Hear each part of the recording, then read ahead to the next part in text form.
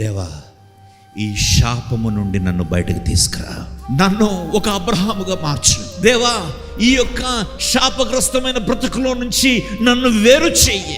ఈ యొక్క ఇదిగో ఎక్కడైతే నేను పట్టబడి ఉన్నానో, ఎక్కడైతే నేను బంధింపబడి ఉన్నానో అక్కడ నుంచి నన్ను బయటకు తీసుకురా ప్రభువా అని ప్రార్థన చేయి. నేను కొత్తగా ప్రార్థన చేసేది ఏమన్నా బ్రదర్, అన్నీ బాగున్నాయి అనుకుంటావేమో. I'm not talking about only salvation. It could be something else in your life which you might have stuck up, which you are not able to come out. నీ జీవితంలో సంబంధ బాంధవ్యాలు, రిలేషన్షిప్స్లోనో, లేకపోతే ఆర్థిక పరిస్థితుల్లోనో, నీ కెరీర్లోనో, నీ బిజినెస్లోనో ఎక్కడో నువ్వు ఒక చోట అలా స్టక్ అయిపోయి ఉన్నావు.